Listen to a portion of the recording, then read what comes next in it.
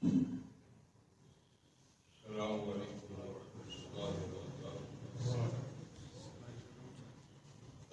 لله نحمده ونستعينه ونستغفره ونعوذ بالله من شرور أنفسنا ومن سيئات أعمالنا من يهده الله فلا مضل له ومن يضلل فلا هادي له واشهد ان لا اله الا الله وحده لا شريك له واشهد ان محمدا عبده ورسوله صلى الله عليه وسلم. أما بعد فإن خير الحديث كتاب الله وخير الهدي هدي محمد صلى الله عليه وسلم وشر الأمور محدثاتها وكل محدثة بدعة وكل بدعة ضلالة وكل ضلالة في النار. اللهم صل على محمد وعلى آل محمد كما صليت على إبراهيم وعلى آل إبراهيم إنك حميد مجيد. اللهم بارك على محمد وعلى آل محمد كما باركت على إبراهيم وعلى آل إبراهيم إنك حميد مجيد. رب اشرح لي صدري ويسر لي أمري واحلل عقدة من لساني يفقهوا قولي. رب زدني علما. اللهم ذكرني منه ما نسيت وعلمني منه ما جهلت.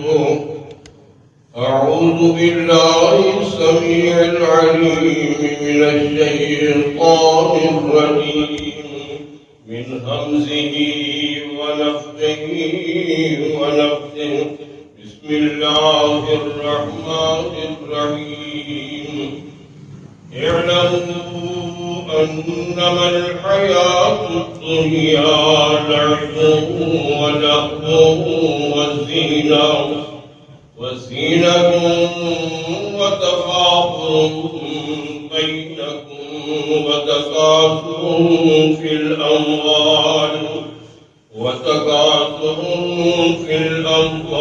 والأولاد كمثل غيث أعجب الكفار نباته ثم يهيج فتراه مصفرا ثم يكون حطاما وفي الآخرة عذاب شديد ومغفرة من الله ورضوان وما الحياة الدنيا إلا متاع الغرور. سابقوا إلى مغفرة من ربكم وجنة عرضها كعرض السماء والأرض أعدت للذين آمنوا بالله ورسوله ذلك فضل الله يؤتيه من يشاء والله ذو الفضل العظيم.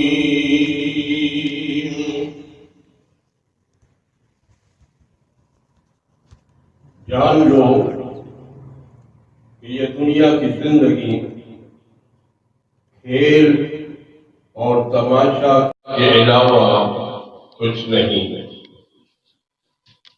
اور یہ زینت ہے، بناؤ سنگار ہے، اور آپس میں ایک دوسرے پر بڑائی اور فخر کرنا ہے، اور مال اور اولاد کے اندر اپنے آپ کو بڑا ہوا ثابت کرنا ہے۔ اس کی مثال اس بارش کی طرح ہے جس کو دیکھ کر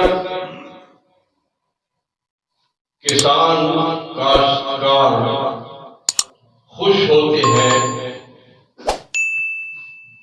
پیداوار کو دیکھ کر، پھر جب وہ لہلہاتی ہوئی کھیتیاں باغات پک جاتے ہیں تو تو دیکھتا ہے اسے کہ وہ زرد پڑ جاتا ہے اور پھر وہ چورا چورا ہو جاتا ہے، اور آخرت میں سخت عذاب ہے اور بخشش بھی ہے اللہ کی جانب سے، اور اس کی رضوان اور خوشنودی بھی ہے۔ اور یہ دنیا کی زندگی محض ایک دھوکے کا سامان ہے۔ آگے بڑھو، اپنے رب کی بخشش کو حاصل کرنے کے لیے محنت کرو، اعمال صالحہ کرو، اور اس جنت کی طرف جس کی چوڑائی آسمان اور زمین کے برابر ہے۔ ایمان والوں کے لیے یہ جنت تیار کی گئی ہے، وہ جو اللہ پر ایمان رکھتے ہیں، اس کے رسولوں پر ایمان رکھتے ہیں۔ یہ اللہ کا فضل ہے جسے اللہ جنت عطا کرتے ہیں، اور اللہ بڑے ہی فضل والا۔ سامعین کرام، سورہ الحدید 27 پارے کی یہ دو آیات آپ کے سامنے تلاوت کی، اس کا ترجمہ بھی آپ نے سماعت فرما لیا۔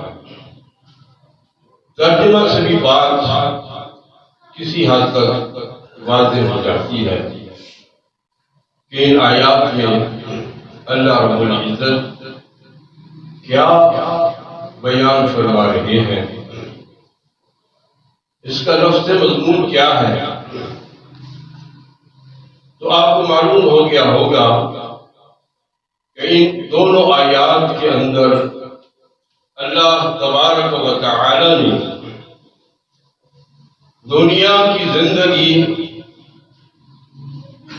اس کی حیثیت اور اس کی کیفیت اور اس کے طالبوں، چاہنے والوں کے انجام کا ذکر فرمایا، اور ساتھ ساتھ یہ بھی فرمایا کہ یہ دنیا کی زندگی بڑی مختصر ہے، عارضی ہے، فانی ہے، ہمیشہ رہنے والی نہیں۔ اور مثال دے کر یہ بتایا، سمجھایا کہ جیسے ایک بارش آتی ہے، اس سے ذمہ دار لوگ، کاشتکار، کسان، وہ دیکھ کر بڑے خوش ہوتے ہیں کہ اس بارش سے ہماری کھیتی سرسبز ہوگی،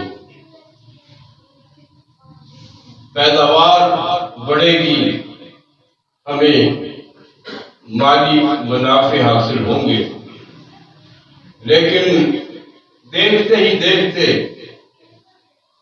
وہ لہلہاتی ہوئی کھیتیاں، باغات، وہ ثمرات وہ زرد پڑ جاتے ہیں اور پھر چورا چورا ہو جاتے ہیں اور ان کی حیثیت ختم ہو جاتی ہے۔ بالکل ایسے ہی دنیا کی زندگی ہے۔ بچہ پیدا ہوتا ہے، ماں باپ اس کے لیے بڑی محنت کرتے ہیں، اس کی تربیت، اس کی پرورش، ایک امید پر کہ یہ ہمارا آسرا ہوگا، سہارا ہوگا۔ وہ جوان ہوتا ہے، بوڑھا ہوتا ہے اور پھر موت کی آغوش میں چلا جاتا ہے۔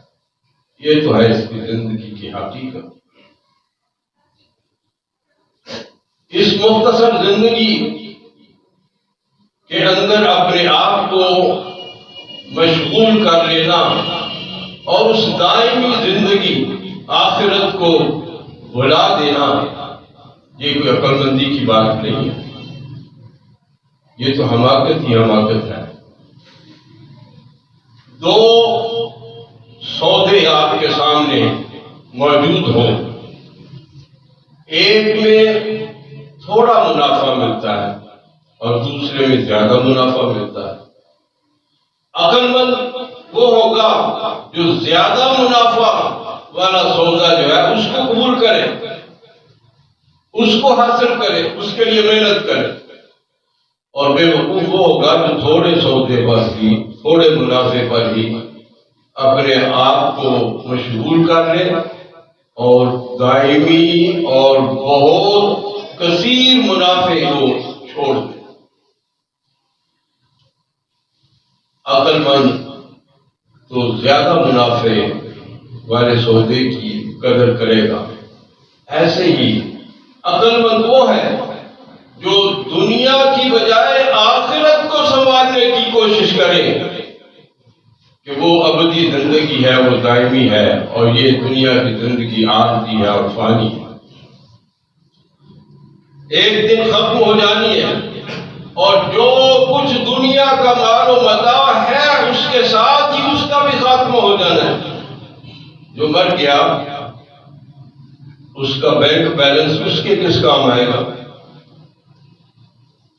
اس کی کوٹھیاں محلات اس کے کس کام آئیں گے؟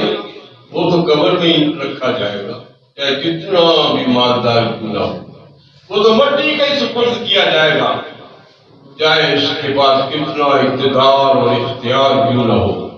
بڑے بڑے بادشاہ، بڑے بڑے اپنے آپ کو شہنشاہ کہلانے والے کہاں چلیں گے؟ مٹی کے حوالے، اور خبریں پھر لگتی ہیں اسے سپرد خاک کر دیا گیا۔ وہ چھوٹا ہے یہ بڑا ہے، وہ بچہ ہے یہ جوان ہے، وہ بوڑھا ہے، مرد ہے یا عورت ہے، ہر ایک کا انجام یہی ہے۔ غیر مسلموں نے تو اپنے اپنے طریقے اپنائے، ہم تو مسلمانوں کی بات کریں۔ اور قرآن مجید نے بھی اس بات کی وضاحت فرما دی، مِنْهَا خَلَقْنَاكُمْ وَفِيهَا نُعِيدُكُمْ وَمِنْهَا نُخْرِجُكُمْ تَارَةً أُخْرَىٰ۔ سورہ 16 پارے میں فرمایا کسی مٹی سے ہم نے تم کو پیدا کیا۔ انسان کی ابتدا مٹی سے ہے، اور پہلا انسان سیدنا حضرت آدم علیہ السلام ہے، جن کے بارے میں قرآن مجید میں کئی مقامات پر ذکر ہوا۔ اللہ فرماتے ہیں ہم نے اسے مٹی سے پیدا کیا، اور پھر اس کا سلسلہ، نسل انسانی کا سلسلہ مٹی کی بجائے پانی سے چلا دیا۔ یہ رب کی قدرتیں ہیں، یہ رب کی مہربانی ہے۔ اسی مٹی سے ہم نے تمہیں پیدا کیا، وَفِيهَا نُعِيدُكُمْ، اسی مٹی کے اندر ہم تمہیں لوٹا دیں گے۔ لوٹاتے ہیں کہ نہیں ہم اس مٹی میں، قبر میں؟ وَمِنْهَا نُخْرِجُكُمْ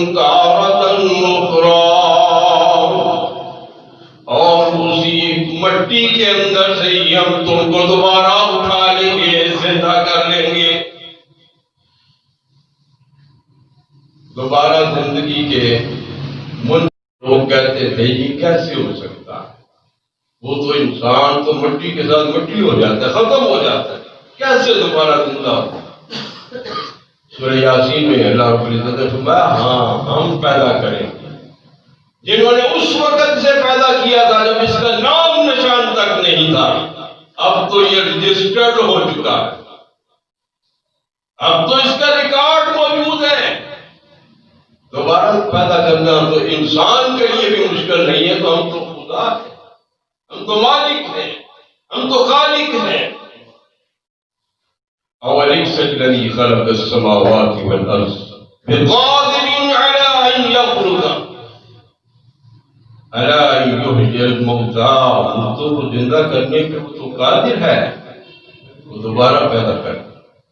تو اس بات کو ہم نے ذہن میں رکھنا ہے کہ ہمارا مستقبل کیا ہے۔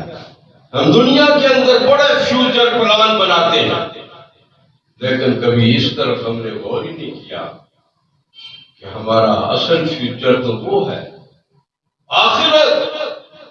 یہ ہمارا اصل فیوچر ہے، جس کی آخرت بہتر ہو گئی وہ کامیاب ہو گیا، وہ عقل مند ہے۔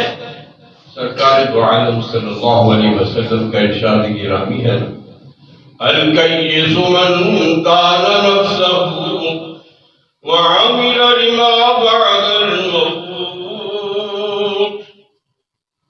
والعاجز من اتبع نفسه هواها وتمنى على الله۔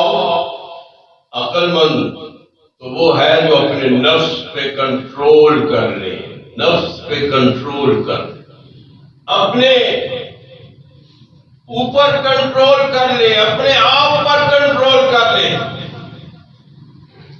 ہاتھ کو غلط سمت کی طرف نہ بڑھائے، قدم غلط سمت کی طرف نہ لے کے جائے، زبان پہ غلط الفاظ نہ بولے، زبان سے جھوٹ نہ بولے، نفس پہ کنٹرول، اپنے آپ پہ کنٹرول۔ من دان نفسه وعمل لما بعد الموت، عقل مند تو وہ ہے جو مرنے کے بعد والی زندگی کے لیے تیاری کرے، وہ عقل مند ہے۔ اور کتنے ہیں ہم میں سے ایسے جو اپنے آپ کو کنٹرول میں کر رہے ہیں، اور کتنے ہیں ایسے جو موت کے بعد دوبارہ ملنے والی زندگی آخرت دائمی زندگی کے لیے تیاری کر رہے ہیں۔ ہم اپنے اپنے گریباں میں جان کر دیکھ سکتے ہیں ہمارے پلے ہے کیا، ہم کتنی نیکیاں کر چکے ہیں کہ ہمیں بخشش کی امید ہو جائے، ہمیں اللہ معاف کر دے، ہم نے کبھی سوچا ہی نہیں ہے۔ گناہ پر گناہ کیے چلے جاتے ہیں، جھوٹ پر جھوٹ بولتے چلے جاتے ہیں، خیانتوں پہ خیانتیں کرتے چلے جاتے ہیں، ملاوٹوں پہ ملاوٹیں کرتے چلے جاتے ہیں، دوسروں کے مال کھاتے چلے جاتے ہیں، دوسروں پر زیادتیاں کرتے چلے جاتے ہیں۔ کہاں گیا نفس پہ کنٹرول، کہاں گیا خدا کا خوف؟ نفس پہ کنٹرول کرنا، دل کے اندر تقوی پیدا کرنا، اللہ کا ڈر پیدا کرنا، خشیت الہی، اور اعمال صالحہ کرنا، یہ تین چیزیں جو اپنا لیتا ہے اس کی دنیا بھی سدھر جاتی ہے، اس کی آخرت بھی کامیاب ہو جاتی ہے۔ تین چیزیں، اپنے آپ پر کنٹرول، دل میں تقوی، اور تیسری اعمال صالحہ۔ ہمارے صالح کون سے ہوتے ہیں؟ جن کے بارے میں اللہ اور اس کے رسول نے حکم دیا ہے کرنے کا، وہ ہمارے صالح ہیں، اور جن سے منع کر دیا ان سے رک جانا، یہ بھی عمل صالح ہے۔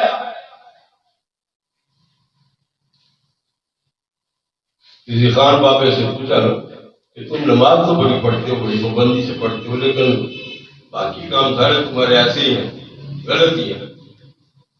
کہتا ہے وہ ہمارا کاروبار بھی ہمارا دین ہے، یہ ایسی باتیں کون سکھاتا ہے؟ یہ شیطان سکھاتا ہے. بس تم نماز پڑھ لو، تم تسبیحاں ہاتھوں میں پکڑ لو، جو مرضی کرتے جاؤ. نہیں. سیدنا عمر بن خطاب رضی اللہ عنہ کا فرمان ہے، قول ہے، حاسبوا قبل ان تحاسبوا. اپنا محاسبہ کرو، اپنا حساب لیتے رہا کرو قبل اس کے کہ تمہارا محاسبہ کیا جائے. محاسبہ کرنے والی ذات اللہ کی ہے، اور وہ ذات ہے جو دلوں کے رازوں کو جانتا ہے، جو آنکھوں کی خیانتوں کو جانتا ہے. یعلم خائنۃ الاعین وما تخفی الصدور. تمہارے دل میں ارادہ پیدا ہوتا ہے، اس کو پہلے معلوم وہ ہے. اس کا ڈر اپنے دل میں رکھنا. جب کوئی بولو تو یہ سوچا کرو کہ میرا اللہ سن رہا ہے.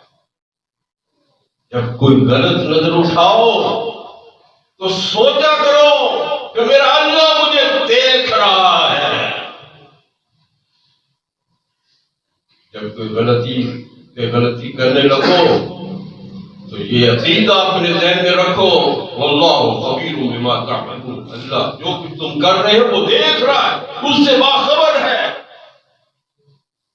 چھپ سکتے ہو اس سے؟ نہیں چھپ سکتے. بند کوٹھریوں میں بھی چلے جاؤ تب بھی نہیں چھپ سکتے. تفسیروں میں لکھا ہے، زلیخا نے کہا یوسف علیہ السلام کو، اب تو میں اور تو ہی ہے نا کمرے میں، اور تو کوئی ہے ہی، تو آ جاؤ. حیث لک قال معاذ اللہ. انہوں نے کیا جواب؟ نہیں، اللہ کی بات، اللہ دیکھ رہا ہے. اللہ دیکھ. اس کا عقیدہ کیا تھا کہ تیسرا کوئی نہیں. اور یوسف علیہ السلام نے کیا عقیدہ پیش کیا کہ نہیں، اللہ دیکھ رہا ہے، ہر شخص کے عمل کو دیکھ رہا ہے. وہ تو دلوں کے رازوں کو جانتا ہے. اس سے کیسے تم چھپ سکتے ہو؟ کیسے بنے؟ اللہ ہمارے دلوں میں بھی ایسا تقویٰ پیدا فرما دے کہ جب ہم کوئی غلطی کرنے لگے، کوئی گناہ کرنے لگے، ہمارا دل کانپ جائے. ہمارا دل کانپ جائے، ہمارے دل کے اندر خشیت پیدا ہو جائے، اور وہ خشیت، وہ تقویٰ ہمیں اس برائی سے بچا دے، دور کر دے. اصل ایمان یہ ہے، اصل تقویٰ یہ ہے. ہم کیا کرتے ہیں؟ جب اس وقت اپنے آپ کو بچاتے جب کوئی دوسرا دیکھ رہا ہے، وہ دیکھ رہا ہے، اور یہ نہیں سوچتے کہ دیکھنے والا تو ہر ایک کو دیکھ رہا ہے، سب کچھ دیکھ رہا ہے، اس طرح دھیان ہی کوئی نہیں. وَهُوَ مَعَكُمْ أَيْنَمَا كُنْتُمْ. تم جہاں بھی ہو، اللہ اپنی قدرت کاملہ کے ساتھ وہ تمہارے ساتھ ہے. وہ تو جانتا ہے کہ تم کیا کر رہے، بذات ہی نہیں، اپنے علم اور قدرت کے ساتھ. جب ہمارے دلوں کے اندر یہ چیزیں پیدا ہو جائیں گی تو یقیناً اس کا ہمیں دنیا میں بھی فائدہ ہوگا اور آخرت. وعمل لما بعد الموت والعاجز من اتبع نفسه هواها وتمنى على الله. اور بے وقوف وہ شخص ہے جو اپنے نفس کا پیروکار ہو جاتا ہے، جو جی میں آتا ہے وہی کر گزرتا ہے. جو دل میں خیال پیدا ہوا، وہ خیال برا ہے یا اچھا ہے، وہ اس پہ کر گزرتا ہے، اسے اپنی خواہشات کا غلام بن جاتا ہے، خواہشات کا غلام بن جاتا ہے. وَتَمَنَّ عَلَى اللَّهِ. اور ساری برائیاں، سارے برے کام کرنے کے باوجود کہتے ہیں اللہ بڑا غفور رحیم ہے. اللہ پہ تمنا بھی رکھتا ہے، امید بھی رکھتا ہے کہ وہ معاف کر دے گا. معافی کی صورت تو یہی ہے نا کہ اپنے آپ کو گناہوں سے بچانے کی کوشش کریں. گناہ ہو گیا ہے تو رو رو کر رب سے معافی مانگو، رو رو کر رب سے معافی مانگو، تاکہ دوبارہ تمہیں وہ گناہ کرنے کی جرات ہی نہ ہو. لیکن ہم بھولے ہوئے ہیں، بھول گئے ہم. اللہ اکبر. سیدنا سلمان فارسی رضی اللہ عنہ بیمار ہوئے. وہ بیماری مرض الموت کی بیماری. نظر آ رہا تھا کہ میں جا رہا ہوں دنیا سے. سیدنا سعد بن ابی وقاص رضی اللہ عنہ ان کی عیادت کے لیے، تیمارداری کے لیے ان کے پاس آئے اور انہوں نے دیکھا کہ سلمان فارسی رو رہے ہیں. حضرت صاحب نے پوچھا، بھائی تم کیوں روتے ہو؟ کیوں روتے ہو تم؟ اور تم تو اللہ کے نبی کے صحابی ہو، تمہیں تو اللہ کے رسول کی صحبت میسر آئی، کیوں روتے ہو تم؟ اللہ اکبر. صحابی ہو کر رو رہے ہیں، کیوں رو رہے ہیں؟ حضرت سلمان نے فرمایا کہ میں اس لیے تو نہیں روتا کہ میں جا رہا ہوں دنیا سے، مجھے دنیا کی کوئی حرص نہیں ہے. میں اس لیے بھی نہیں روتا کہ آخرت کوئی چیز نہیں ہے، آخرت کا فکر مجھے ایسی باتوں کا کوئی فکر نہیں ہے. میں تو روتا ہوں کہ اللہ کے رسول نے مجھے ایک نصیحت فرمائی تھی اور میں اس نصیحت پر پورا نہیں اتر سکتا. اللہ، ایک نصیحت، ایک حکم، اور یہ رو رہے ہیں. اب ساتھ رضی اللہ عنہ جنہوں نے کچھ حاصل کرنا ہو، کچھ سیکھنا ہو، وہ اپنی باتیں کم کرتے ہیں، دوسرے کی بات زیادہ سنتے ہیں. ہمارے یہاں کیا طریقہ ہے، ایک سائل آتا ہے عالم کے پاس، وہ اپنی زیادہ سناتا ہے اور عالم کی کم سنتا ہے. یہ ویسے ہی علم کے منافی ہے اور اہل علم کی شان کے منافی. مختصر سوال کرو، اس کا جواب عالم سے لو، زیادہ تفصیل کے ساتھ اس سے لو جواب. حضرت صاحب پوچھتے ہیں کہ کیا نصیحت کی تھی اللہ کے رسول نے؟ اب انہوں نے تو ایسے ہی بات کر دی نا کہ ایک نصیحت کی تھی، ہو سکتا ہے وہ نہ بتانا چاہتے ہو، لیکن صاحب نے سوال کر دیا رضی اللہ. وہ کیا نصیحت کی تھی؟ تو انہوں نے فرمایا کہ آپ نے فرمایا تھا کہ تم میں سے کسی شخص کے لیے دنیا میں رہنے کے لیے اتنا مال ہی کافی ہے، اتنا متاع ہی کافی ہے جتنا کہ ایک سوار کے لیے کافی ہوتا ہے. سوار، مسافر، ایک سوار ایک مسافر کے لیے جتنا کافی ہوتا ہے، تمہارے لیے دنیا میں اتنا ہی کافی ہے. یہ اللہ کے رسول نے نصیحت فرمائی اور مجھ سے خطائیاں ہوئی. اللہ فرمایا میں مجھ سے اس نصیحت پر پوری طرح عمل نہیں ہو سکا. یہ ڈر ہے، یہ خوف ہے، یہ فکر ہے، یہ اللہ کے رسول کے ساتھ ایک تعلق ہے. اور دوسرے صحابی لکھتے ہیں کہ حضرت سلمان جب دنیا سے گئے تھے نا تو ان کا ترکہ، ان کا ورثہ کیا تھا؟ صرف 24 درہم، بس صرف 24 درہم انہوں نے پیچھے چھوڑے تھے. اور پھر بھی کہہ رہے ہیں کہ مجھ سے پوری طرح عمل نہیں ہو سکتا. فرق رہ گیا. ہمیں تو ایسا فکر ہی کوئی نہیں ہے. ہم تو کہتے ہیں مال آنا چاہیے، حلال طریقے سے آئے، حرام طریقے سے آئے، جائز طریقے سے آئے، ناجائز طریقے سے آئے، بس مال آنا چاہیے، دنیا کا مال اکٹھا کر. لیکن جب دنیا سے ایک شخص جاتا ہے تو اس کے ساتھ کیا جاتا ہے؟ مال جاتا ہے اس کے ساتھ، اس کا مال اس کے کام آتا ہے. تو میں جب آدمی مرتا ہے تو تین چیزیں اس کے ساتھ جاتی ہیں. ایک تو اس کا مال اس کی دفنانے تک کام آ سکتا ہے، اس کی اولاد اسی کے مال میں سے وہ ساری ذمہ داریوں کو پورا کر مال قبر تک کام آتے.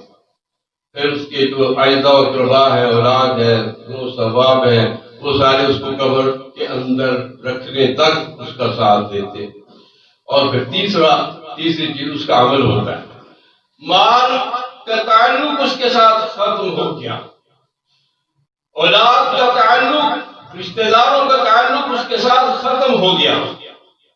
اب ایک ہی چیز اس کے پلے رہ گئی، وہ اس کا عمل ہے. اگر اچھا عمل ہے تو اس کی قبر کے اندر بھی اس کے لیے بہتری ہی بہتری ہے، اور اگر برے اعمال ہیں تو اس کی قبر کے اندر ہی سزاؤں کا سلسلہ شروع ہو جاتا ہے، جس کو عذاب قبر کہتے ہیں، جس سے اللہ کے رسول پناہ مانگتے تھے. اللہم انی اعوذ بک من عذاب القبر، یہ اللہ کے رسول کی دعا کو مانگا کرتا اور صحابہ بھی مانگا کرتا. ہمیں تو اس بات کی فکر ہی نہ رہی.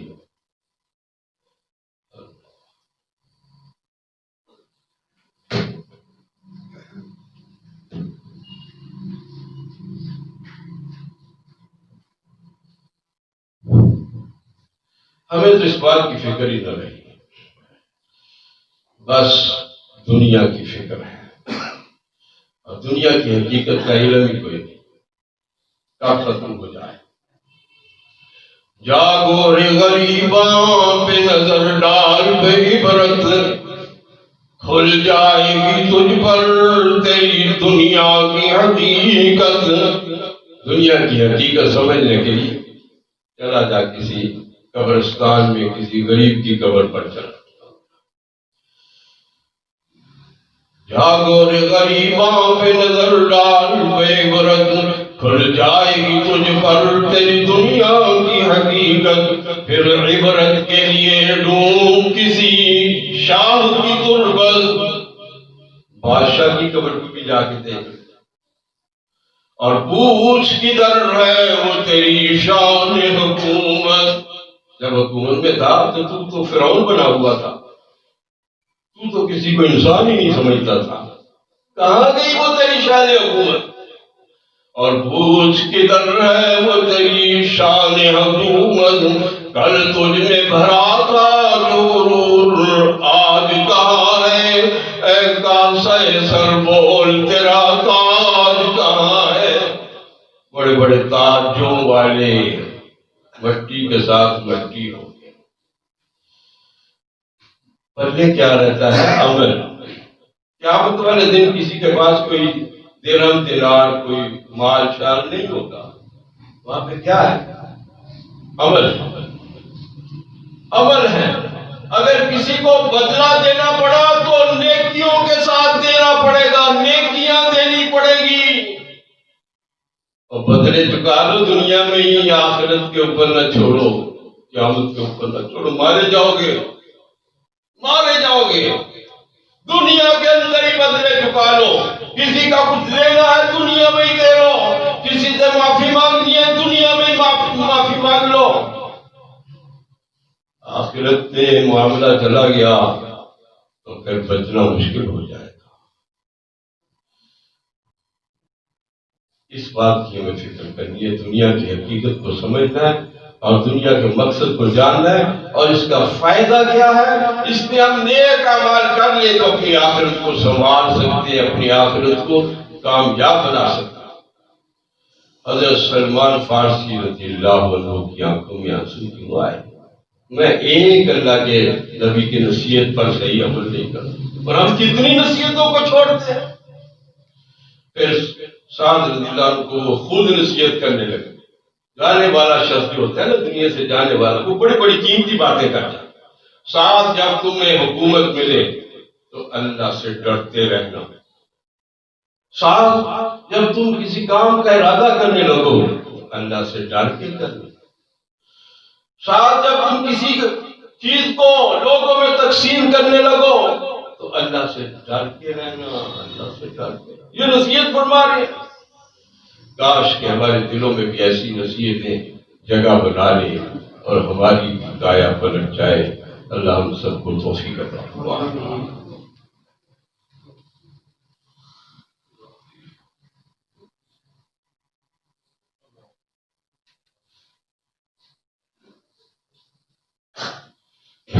الحمد لله نحمده ونستعينه ونستغفره ونعوذ بالله من شرور انفسنا ومن سيئات اعمالنا.